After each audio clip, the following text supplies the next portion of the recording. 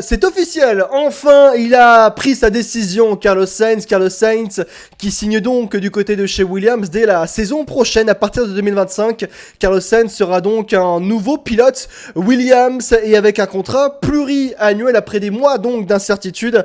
Et bien sur sa future destination, le pilote espagnol a enfin choisi, ce sera donc l'écurie de Groove. Il a choisi donc Williams, c'est intéressant, c'est audacieux en particulier, justement on va voir ça.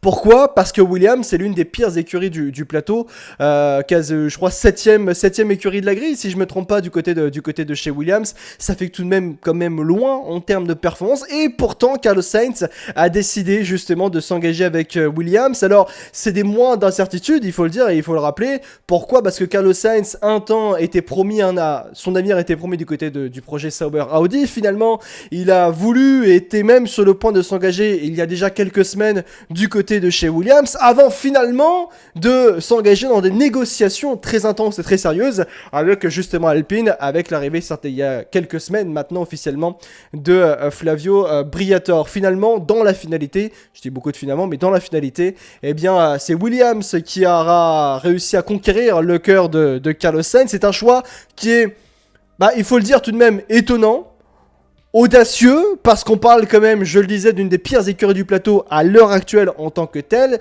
et c'est surtout sur un contrat donc de 2 ans. C'est un contrat pluriannuel, mais plus particulièrement de 2 ans. On va parler directement des détails contractuels avant de parler des conséquences que ça peut avoir sur le marché des transferts, parce qu'il y en a forcément, et qu'est-ce que ça veut réellement dire cette signature de Carlos Sainz du côté de chez Williams, contractuellement parlant. Qu'est-ce que ça veut dire ? Contractuellement parlant, Carlos Sainz a donc signé un contrat de 2 ans, donc ce qui lie Carlos Sainz à Williams pour 2025 et 2026. C'est important de le noter, mais Carlos Sainz a un avenir assuré dans la nouvelle ère de la Formule 1, ou du moins dans la première année du moins de cette nouvelle ère de la Formule 1 qui arrivera en 2026 avec l'aéroactive, les nouveaux moteurs aussi également. Et ça va nous amener aussi à pourquoi choisir Williams, à y parler aussi du fait que pourquoi il n'a pas choisi d'aller du côté de chez Alpine, et bien sûr pourquoi il a choisi de ne pas aller du côté du projet Sauber Audi. Contrat de 2 ans donc de Carlos Sainz 2025 et 2026. Mais il y a aussi des options contractuelles. Il y a des options contractuelles qui sont dedans, donc des options de prolongation de contrat. Alors, on ne sait pas à l'heure actuelle si oui ou non elles sont activables via Carlos Sainz ou activables directement par Williams. En d'autres termes, je vous prends l'exemple de Sergio Perez. Bon, Sergio Perez, on a vu à l'heure actuelle, on ne sait pas s'il va rester du côté de chez Red Bull au moment où on fait ce live, forcément les amis. Mais du côté de Sergio Perez, par exemple, c'est Red Bull qui choisit si oui ou non Sergio Perez dans son contrat de 1+1, donc l'une année en option, si oui ou non pour 2026, il peut rester du côté de chez Red Bull ou non. Est-ce que là, par exemple, dans le cas de Carlos Sainz, est-ce que c'est Carlos Sainz qui décide si oui ou non il veut rester du côté de chez Williams à l'issue de la saison 2026 de Formule 1, ou est-ce que c'est Williams qui dit « Ah, attends mon coco, nous on active la clause, tu restes chez nous, et tu ne pars nulle part ». Il y a ça aussi à prendre en compte. Il faut relativiser que il a choisi, il n'avait pas tant de solutions que ça, je pense. Alors oui, c'est vrai, on peut relativiser, comme tu le dis, Sergio Pérez dans le chat, par il a choisi, mais factuellement parlant, il a choisi. Parce que dans ses options qu'il avait, c'est lui qui choisissait soit Williams, soit Alpine, soit le projet Sauber Audi.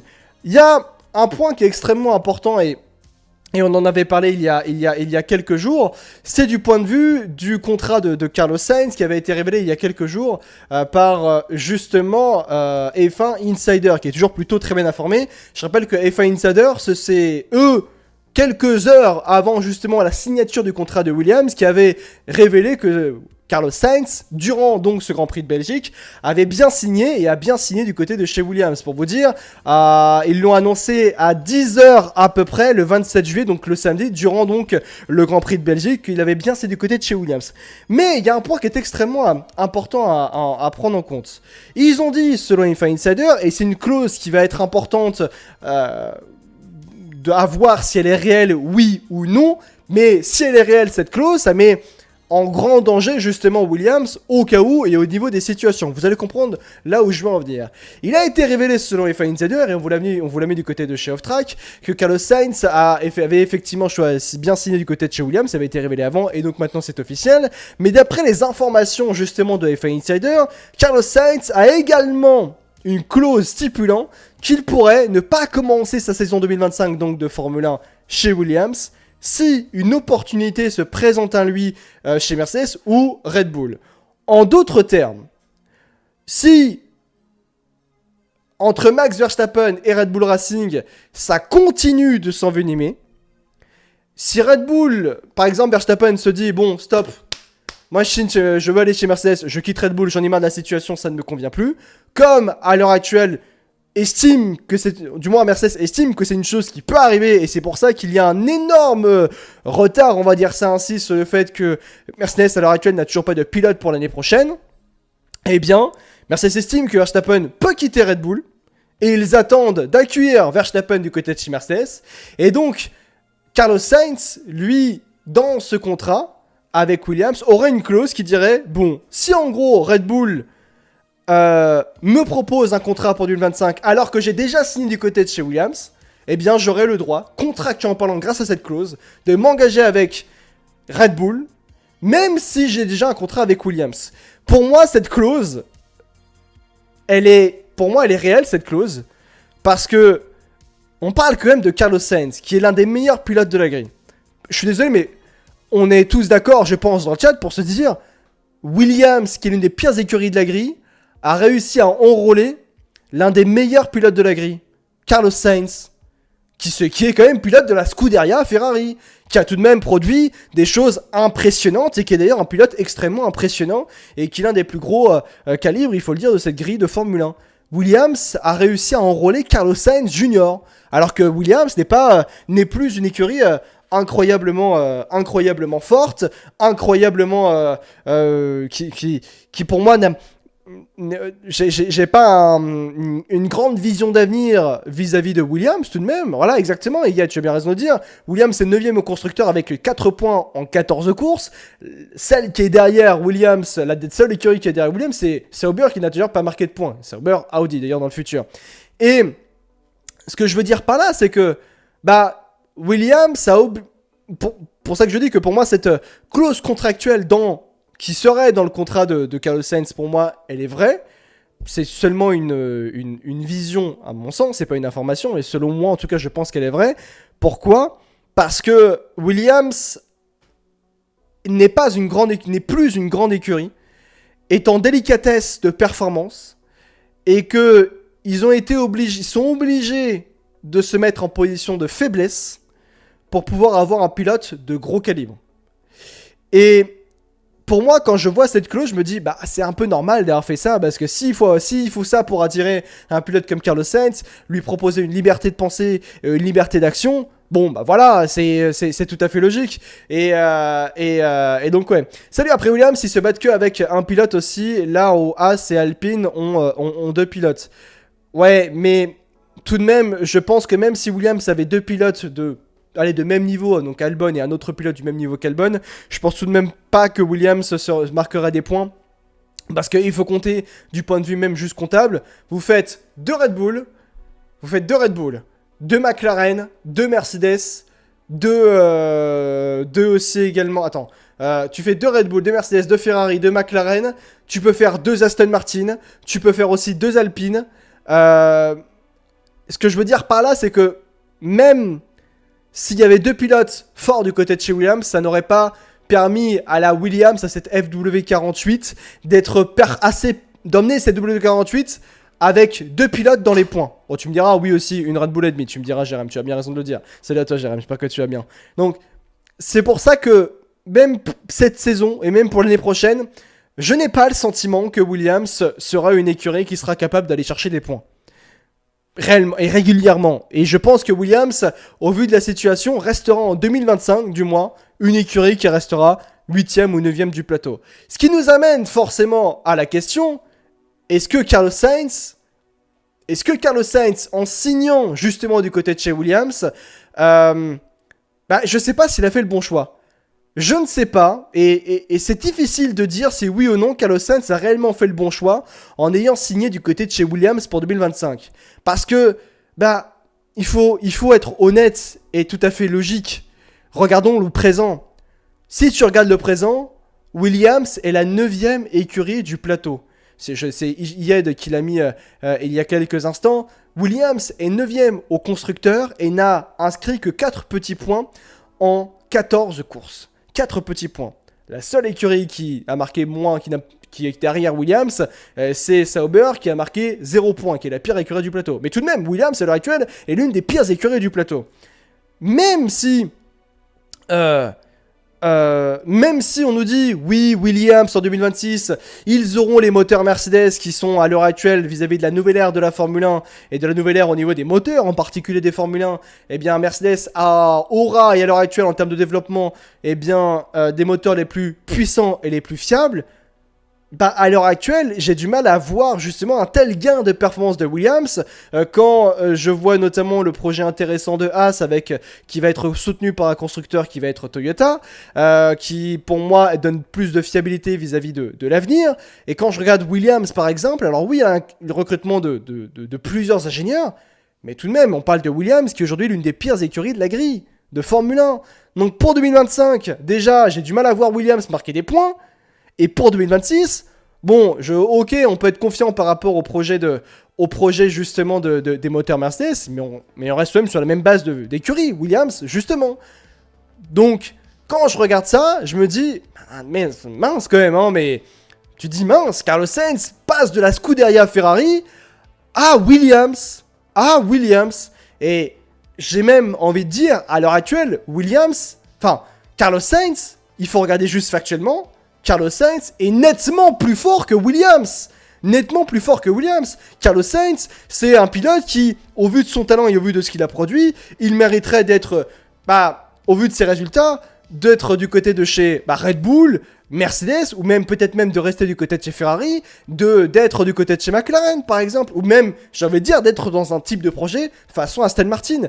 Mais là, Williams, désolé Williams, hein, donc c'est pour ça que je pense, à mon sens, je ne suis pas sûr et j'ai du mal à trouver des arguments pour me dire ouais, Williams pour Carlos Sainz, c'est une bonne idée, c'est une bonne chose et je pense que Carlos Sainz prend un énorme risque en signant du côté de chez Williams.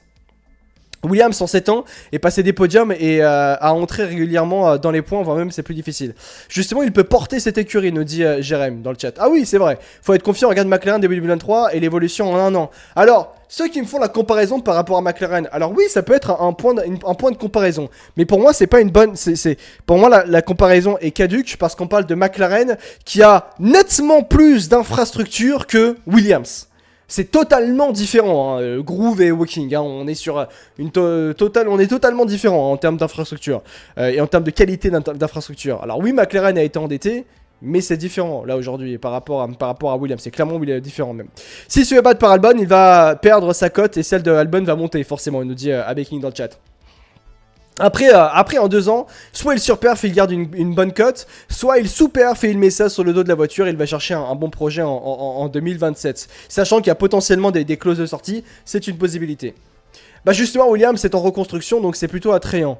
Alors, ce qui nous amène à l'autre vision, justement, pourquoi Carlos Sainz a préféré signer du côté de chez Williams plutôt que de s'engager dans le projet constructeur Audi, ou également, mais également aussi préférer notamment à s'engager préférer s'engager du côté de chez Williams par rapport aussi à Alpine et Team, justement.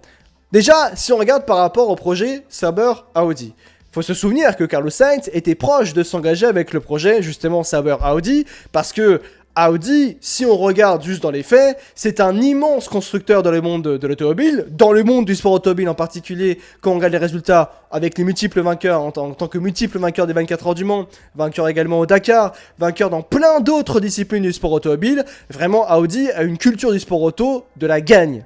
C'est un mastodonte du sport automobile et de la victoire en sport auto, Audi justement. Sauf que la problématique, c'est que le projet Sauber Audi en Formule 1 a quelques lenteurs, n'est pas aussi avancé justement que là où il devrait être. Et il y a quelques jours, on a appris avant tout le départ de celui qui était à la tête du projet, Andreas Seidel, mais également aussi Oliver Hoffmann, qui était président du conseil d'administration, la faute à une guerre interne justement entre Andreas Seidel et Oliver Hoffmann. Celui qui arrive est donc Mattia Binotto qui reprend la tête justement Mattia Binotto qui arrive justement désormais en remplacement de Andreas Seidel et d'Oliver Hoffmann pour diriger le projet Audi désormais. Bon, c'est un retournement de situation et c'est surtout une problématique parce que je vous rappelle qu'on a un changement de leader du côté de chez Audi dans le projet qui arrive à seulement 18 mois de l'entrée officielle de Audi en Formule 1, donc pour le début de saison 2026 de Formule 1. C'est problématique. Et c'est pour ça que Carlos Sainz, quand il a vu que justement il y avait des problèmes en interne, il a vu aussi également Carlos Sainz qu'il y avait que le projet n'était pas finalement si bien avancé que ça, même si c'est quand même on parle du projet Audi en Formule 1, et bah ça évoque des choses très intéressantes et c'est pour ça que Carlos Sainz a pris peur. Il a pris peur Carlos Sainz du projet Audi parce que ça n'avançait pas au rythme prévu, c'était trop lent dans le développement. Et justement, et en plus de ça, il a compris dans la direction du projet Audi, ça s'écharpait.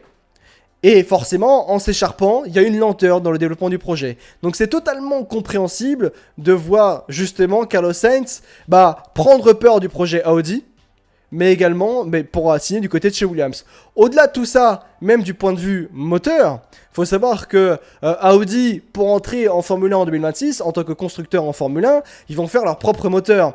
Et Carlos Sainz, lui, il se dit, et on l'a compris par rapport à ses propos, que lui, il préfère un moteur qui fonctionne tout de suite, même si c'est dans une écurie qui n'a pas autant de moyens comme Williams, mais qui a un projet de reconstruction, justement comme Williams, plutôt parce que le moteur Mercedes est un moteur qui fonctionne bien à l'heure actuelle, mais aussi un moteur en 2026 qui est considéré comme prochainement le meilleur en termes de performance, en termes de fiabilité, en comparaison justement à un moteur Audi dont on ne connaît pas à l'heure actuelle les avancées, dont on ne sait pas si oui ou non il va fonctionner bien, est-ce qu'il va être performant, est-ce qu'il va être fiable. Bref, il y a beaucoup d'inconnus justement dans le projet Audi. Et ça, Carlos Sainz en a eu peur. Carlos Sainz a eu peur justement de beaucoup trop d'inconnus du côté du projet Audi, tout en sachant aussi que Audi vient pour gagner en Formule 1. Oui, pour gagner, d'accord, mais gagner quand? Certainement pas dès 2026. Pour gagner, certainement dans le futur, peut-être même dès 2030 pour Audi en Formule 1. Et pour Carlos Sainz, qui est un pilote... Il a quel âge Carlos Sainz, les amis, dans le chat? Je pose la question, tiens. Il a 32 ans? Il a 32 ans, Carlos Sainz, quelque chose comme ça? Parce que justement...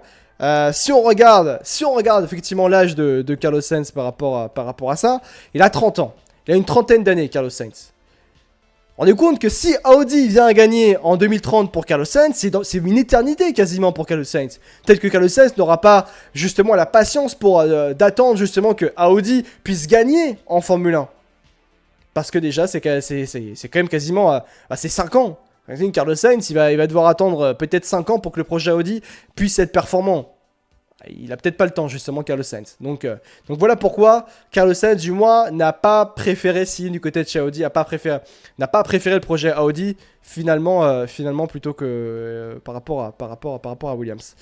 Bientôt 32 ans, mais excusez-moi les fans de Carlos Sainz. Mais même dans la comparaison, il faut aussi regarder par rapport à Alpine, pourquoi Carlos Sainz a dit non à Alpine.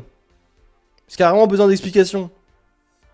Je pense que quand Carlos Sainz il a vu les déclarations d'Esteban Ocon, quand il a vu les déclarations de Pierre Gasly, vous vous rendez compte quand même que... Non mais, petit aparté sur Alpine. On va faire une petite aparté sur Alpine, parce que regardez notamment la dernière déclaration, si je me trompe pas, de Pierre Gasly et d'Esteban Ocon. Pierre Gasly, la déclaration, elle est terrifiante, quand même. Hein. Pierre Gasly, c'est dire, voyons, faut quand même se rendre compte que du côté de chez Alpine, quand même... Hein, on est quand même sur une équipe qui a une A524 qui est catastrophique. Pierre Gasly a littéralement déploré les conditions de pilotage de la 524, la monoplace de cette saison justement pour Alpine. Il déplore gravement, il faut le dire, Pierre Gasly, après l'issue du Grand Prix de Belgique et avant donc cette trêve estivale. Cette course a été complètement décevante, on perd 7 dixièmes chaque tour dans les lignes droites, il y a beaucoup trop de problèmes justement sur cette monoplace. Déjà, il explique Carlos Sainz, il explique justement à Pierre Gasly, le volant de la voiture, le volant n'est pas droit dans la voiture, on est complètement arrêté dans les lignes droites avec des problèmes de température moteur, il y a beaucoup trop d'erreurs, ça va être important de se ressaisir pendant cette trêve estivale. Il va falloir déconnecter du tout pendant la trêve estivale, et il y a beaucoup de choses à améliorer, il va falloir qu'on discute tous ensemble et qu'on règle rapidement ces problèmes. Ça fait écho justement ce genre de situation au propos justement d'Esteban Ocon qui avait dit que sur la 524 à l'heure actuelle, il y a les mêmes problèmes qu'il y avait justement sur la première voiture qu'a piloté Esteban Ocon du côté de chez Renault en Grand Prix, c'était celle qui était en 2020. C'est quand même absolument incroyable, hein. Incroyable. Et ça fait encore une fois écho au propos d'Esteban Ocon qui disait que du côté de chez Alpine, les pilotes n'étaient pas écoutés. Esteban Ocon, Fernando Alonso, Daniel Ricciardo, par exemple aussi également, tous ces pilotes n'ont pas été écoutés, et c'est ce qu'a forcément déploré Esteban Ocon, c'est dire à quel point, et notamment ça se traduit par les propos de Pierre Gasly à l'issue de ce Grand Prix de Belgique, l'Alpine a quand même, enfin je veux dire, excusez-moi, mais ça veut tout dire. On est où en fait du côté de chez Alpine, ça relève de l'amateurisme, en fait les propos d'Esteban Ocon relèvent justement que Alpine... On a l'impression que c'est une équipe amateur, quand même, hein. Quand Pierre Gasly dit quand même, je suis désolé, mais c'est quand même violent, Pierre Gasly, 2 points, ouvrez les guillemets, le volant, il est même pas droit dans la voiture. Mais on est où? On est où? Le volant n'est pas droit dans la voiture, mais il est comment le volant? Excusez-moi, on est nulle part, enfin c'est une catastrophe tout de même de déplorer ce genre de choses. Vraiment, là, Alpine, la problématique, c'est que, d'une, déjà, Alpine, c'est la France. À l'heure actuelle, encore une fois, à l'heure actuelle, c'est la France, le terme de nom à Alpine, et la France se ridiculise par ce genre de choses-là. C'est des choses, c'est la base, c'est des choses basiques, justement, au niveau de la voiture, que le volant soit droit. Bah là, le volant, il était pas droit dans la voiture, mais qu'est-ce que je vous dise, au bout d'un moment, c'est catastrophique, ce genre de choses, sur une A524. Donc, ce qui vient à me dire, justement, est-ce qu'il y a réellement besoin d'expliquer pendant 300 ans pourquoi Carlos Sainz a décidé de dire non à Alpine? Il n'y a pas besoin de plus de choses par rapport à ça, hein, au bout d'un moment. Hein. Quand on voit que... quand on voit en fait que du côté de chez Williams, on a... C'est peut-être une écurie comme Williams par exemple, est peut-être moins forte qu'une écurie comme Alpine sur le principe, et même dans les infrastructures, mais il y a la manière de travailler. Au moins Williams, c'est une équipe qui est unie. Unie. Qui est fédératrice. Qui est optimiste, qui a envie d'aller de l'avant. Est-ce que vous pensez sincèrement qu'on retrouve ça du côté de chez Alpine? Quand tu regardes Carlos Sainz, il a la chance d'aller du côté de chez Williams et aller du côté de chez Alpine. Même si Alpine, c'est vrai, aura les mêmes moteurs, potentiellement dès 2025, que justement Williams, à savoir les moteurs Mercedes. Voilà, il n'y a pas de souci. Mais il y a la manière de fonctionner dans l'écurie. Je pense que Carlos Sainz, il a pas envie de se prendre la tête. Il a vu Fernando Alonso, il a vu Daniel Ricciardo, il a vu Esteban Ocon, et même les derniers propos de Pierre Gasly, et il s'est dit, non, on va pas y aller. Non, mais ça sert à rien, les gars, non, je vais pas m'embêter. Je vais pas m'embêter, justement. Alpine vient juste de se saboter en Formule 1 avec l'abandon du moteur Renault, le deuxième motoriste de l'histoire qui est arrêté, alors qu'en 22 ans, c'est 12 titres constructeurs, Ferrari c'est 16 en 77-78 ans, plutôt que d'attendre la nouvelle génération, histoire de donner une dernière chance, bah non, on décide de devenir un As avec des problèmes internes de fou furieux. Alors, c'est manquer de respect à As, parce que là, pour le coup, As va réellement être dans une meilleure situation. Donc, c'est ça, donc, comme je le disais, c'est Carlos Sainz qui dit non à Alpine, c'est tout à fait logique. Il y a même pas, il est même s'il y a des gens qui doutent du fait que Carlos Sainz n'a peut-être pas fait le bon choix en disant non à Alpine, Allez, on va refaire une page, on va réexpliquer pourquoi il fallait absolument fuir Alpine pour Carlos Sainz et pourquoi il a eu raison de ne pas signer du côté de chez Alpine. Quand on lit tout de même que Alpine est dans une situation déplorable, notamment sur la performance technique, sur la vision technique, on a quand même Esteban Ocon qui dit que les pilotes ne sont pas écoutés, qui ne sont pas écoutés depuis 2020, et qu'en plus de ça, la 524 de cette saison, donc justement 2024 de Formule 1 pour Alpine, est dans une situation compliquée, avec des problèmes sur la monoplace qui datent de 2020. 2020, c'est quand même un écart, on est en 2024 quand même, hein. En 2020 c'était quand même il y a 5 saisons, on est quand même dans une... Voilà, c'était quand même il y a longtemps quand même pour Alpine par rapport à ces 524, donc c'est très compliqué.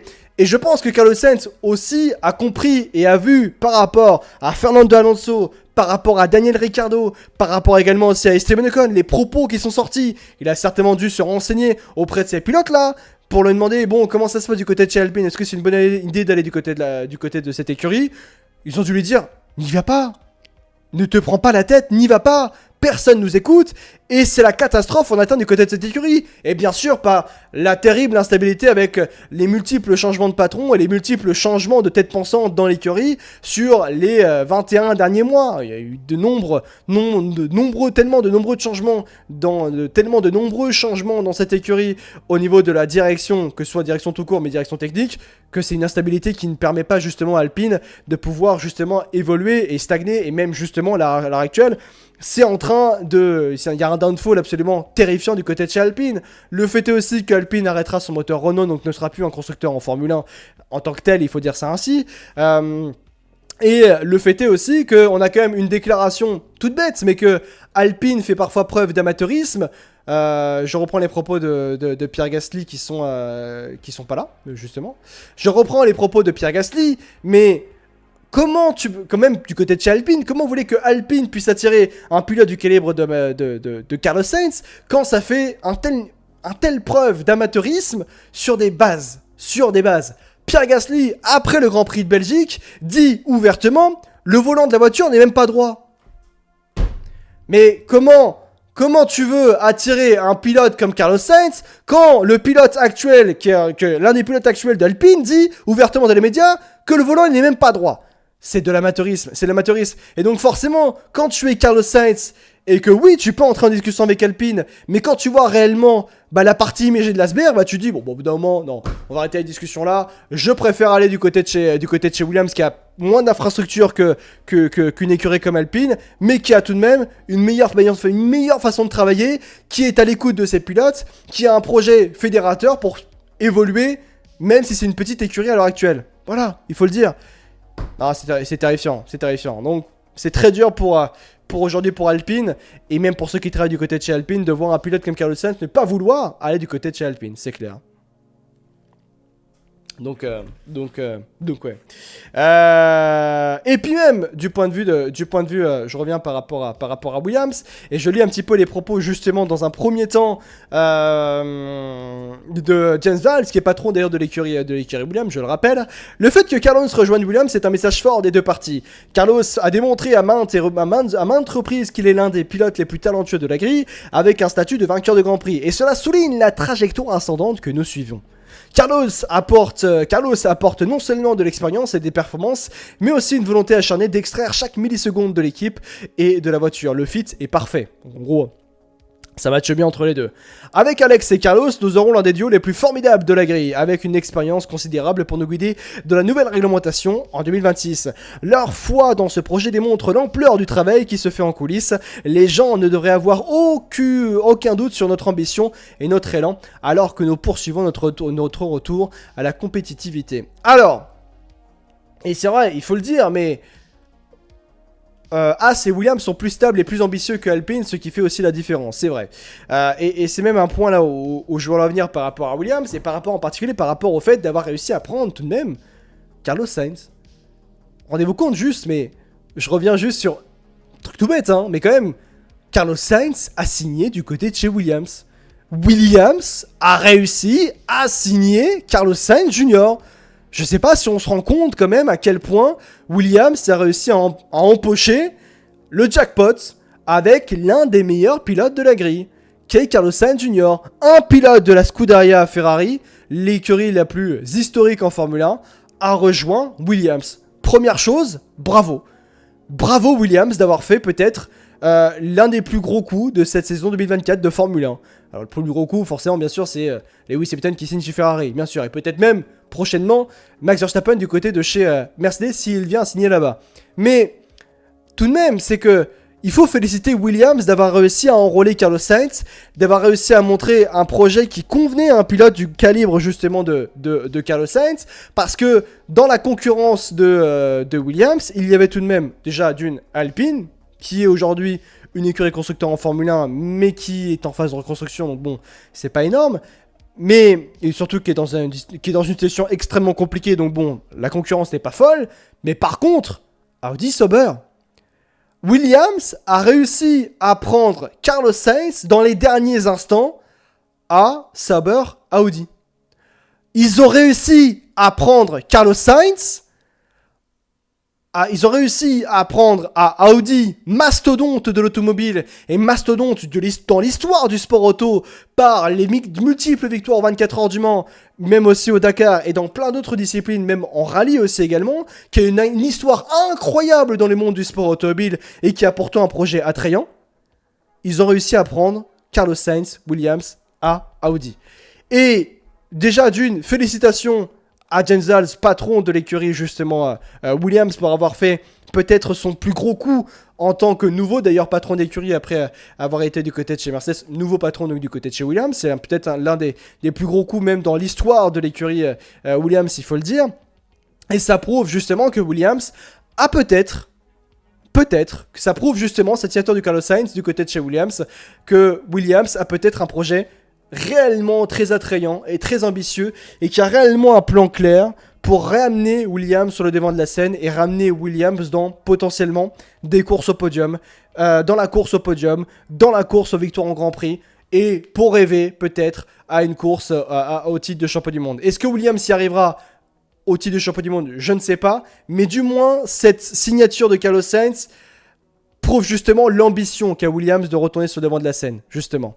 Et il va falloir surveiller de près l'évolution de Haas et Williams qui ont deux line-up hyper compétitifs, c'est vrai, effectivement. Et ce qui nous amène forcément au duo avec Alexander Albon du côté de chez Williams, parce que, d'ailleurs, on va regarder ce qu'a dit justement Carlos Sainz qui se dit heureux de rejoindre Williams la saison prochaine, il n'a qu'un seul objectif en tête, ramener Williams au sommet.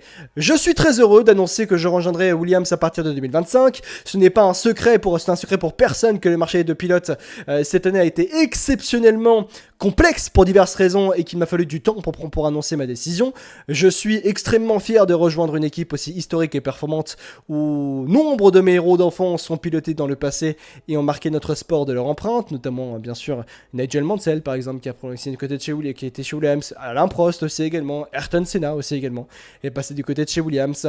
L'objectif ultime de ramener Williams là où elle doit être, en haut de la grille, est un défi que je relève avec enthousiasme et positivité. Je suis convaincu que cette équipe possède tous les ingrédients nécessaires pour rentrer à nouveau dans l'histoire et à partir du 1er janvier, je donnerai le meilleur de moi-même pour faire avancer Williams aux côtés de chacun des membres de l'équipe. C'est ce qu'explique justement notre ami Carlos Sainz. Ce qui nous amène forcément aussi au line-up Alexander Albon,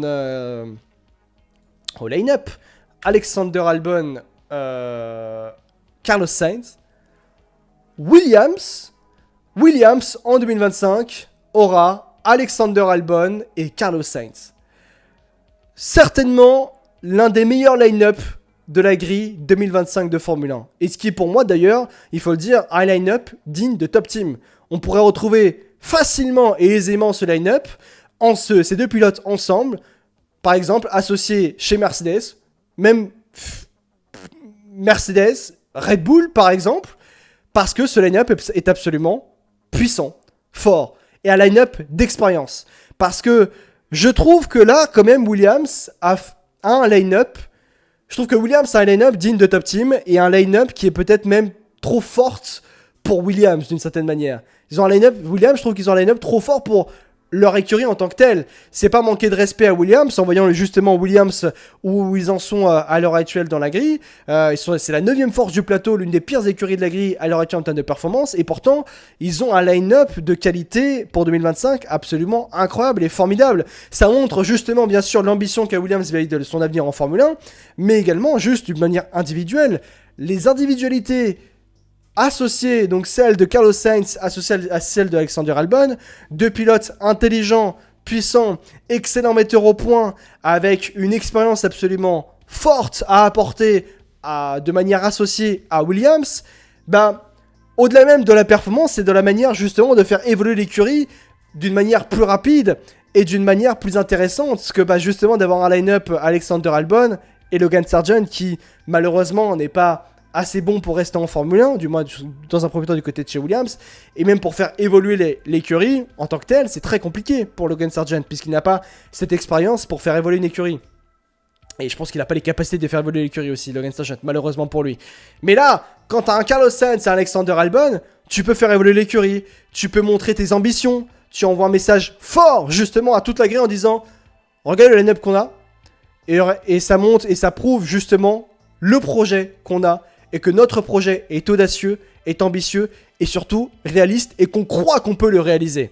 Justement du fait de ramener Williams dans un esprit de compétitivité, et cet esprit de compétitivité, ça se traduit justement par retrouver les points régulièrement, et se battre, et se rapprocher du moins dans la bataille pour les podiums assez régulièrement. C'est ce que veut James Vowles, et James Vowles a réussi à réunir ces deux pilotes-là, Carlos Sainz et également Alexander Albon. Donc félicitations Williams d'avoir réussi à récupérer Carlos Sainz, et surtout d'associer Alexander Albon et Carlos Sainz dans la finalité. Est-ce qu'il amène Santander ? Il amène certainement Santander, je pense, effectivement, à Carlos Sainz. Tous les line-ups sont de qualité pour 2025. Alors, justement, tiens, je vais vous montrer ça. Est-ce que je peux le mettre là ? À quel... C'est où est-ce qu'il est ? Il est pas là ? Je cherche justement les... Est-ce que je l'ai pas mis là ? Il est pas là ? Je cherche justement ça. Ah voilà, c'est ça. Et le line-up des écuries donc, c'est exactement ça.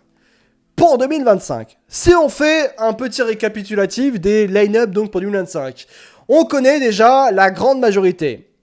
On connaît déjà la grande majorité des pilotes, on connaît déjà la majorité des line-up pour la saison 2025 de Formule 1. Qui pilotera où en 2025 ? Dans un premier temps, on sait d'ores et déjà que chez Ferrari, avec la signature de Carlos Sainz, avec du coup la signature de Carlos Sainz du côté de chez Williams, on sait désormais où sera Carlos Sainz. Il sera associé à Alexander Albon du côté de chez Williams, donc je le disais. Mais si on fait un petit récapitulatif, on sait que du côté d'Aston Martin, il y aura Alonso, Stroll en 2025, Leclerc, Hamilton en 2025, chez Haas, Burman associé à Esteban Ocon, total nouveau line-up d'ailleurs du côté de chez Haas pour 2025. On sait que du côté de chez McLaren, il y aura Lando Norris associé à Oscar Piastri. Par contre, il y a toujours des line-up qui manquent pour 2025. Dans un premier temps, on va se concentrer à celui de Sauber. Sauber pour 2025, futur Audi, on sait qu'il y aura Hülkenberg en 2025 et 2026. Mais le deuxième pilote à l'heure actuelle, on ne le sait pas. On ne sait pas qui à l'heure actuelle sera le prochain pilote aux côtés de Nico Hülkenberg. Est-ce que ce sera, par exemple, je me pose la question, qui sera, parce que je ne sais toujours pas, parce qu'on ne sait pas, je vous avoue que réellement, au niveau de la situation, on ne sait pas. Il n'y a aucun pilote qui se dégage comme favori pour être aux côtés de Nico Hülkenberg du côté de chez Sauber Audi. Réellement, dès 2025. Peut-être pour cher, peut-être pour cher. Voilà, je suis désolé, il n'y a personne d'autre. Il n'y a personne d'autre vu que Sainz a signé du côté de chez Williams. Vis-à-vis de Mercedes, à l'heure actuelle, on ne sait pas qui sera le coéquipier de George Russell en 2025. Même s'il y a de fortes chances que ce soit Andrea, Kimi, Antonelli. Mais officiellement, on ne sait pas. Du côté de chez Alpine, officiellement, on ne sait toujours pas qui sera coéquipier de Pierre Gasly en 2025. Est-ce que ce sera Jack Doohan ? Est-ce que ce sera Valtteri Bottas ? Ou peut-être même Andrea, Kimi, Antonelli, puisque Mercedes va soutenir justement Alpine en tant que motoriste, peut-être dès 2025. Donc, à voir. On ne sait toujours pas On ne sait toujours pas non plus qui sera coéquipier du Yuki Tsunoda du côté de chez Racing Bulls en 2025, même si on ne sait pas aussi également qui sera du côté de chez Racing Bulls en 2025, puisque Tsunoda peut monter du côté de chez Red Bull, ou Ricciardo peut monter du côté de chez Red Bull pour remplacer justement Sergio Perez qui devrait être renvoyé de Red Bull Racing à l'issue donc de ce Grand Prix de Belgique et donc à l'issue de ce Grand Prix à l'issue de cette trêve estivale et pendant cette trêve estivale justement pour Sergio Perez. Donc c'est compliqué, on ne sait pas qui sera du côté de chez Red Bull avec Max Verstappen, on ne sait même pas dire si Verstappen va rester du côté de chez Red Bull puisqu'il pourra signer du côté de chez Mercedes aussi également, donc c'est compliqué, du moins dans l'univers Red Bull. L'échiquier est extrêmement compliqué, et même à l'heure actuelle, dans l'échiquier de la Formule 1 en termes de line-up, c'est extrêmement compliqué au niveau de la situation. Du côté de chez Racing Bulls, on peut imaginer Isaac Hadjar, actuellement leader de F2, qui peut gagner le championnat de F2, signé du côté de chez Racing Bulls. Liam Lawson, on sait que Red Bull a l'obligation de le mettre contractuellement parlant sur la grille, donc potentiellement du côté de chez Racing Bulls dès 2025. Et Ricciardo et Tsunoda, il faudra trouver une solution. Donc, voilà la situation à l'heure actuelle au niveau des line-up de 2025 en termes de pilotes. Donc ouais. Donc voilà. Anthony chez Alpine avec les contrats du moteur Mercedes. Exactement. Exactement. Et donc voilà, par rapport justement à cette signature de Carlos Sainz du côté de chez Williams, c'est pourquoi effectivement cette signature de Carlos Sainz du côté de chez Williams est très importante du point de vue de la Formule 1 et très importante aussi également pour Carlos Sainz qui joue sa suite de carrière en Formule 1 et qui croit du moins dans le projet Williams. On verra comment les choses évolueront par rapport à Carlos Sainz. Il reste 10 courses dans la carrière de Carlos Sainz du côté de la Scuderia Ferrari, les amis.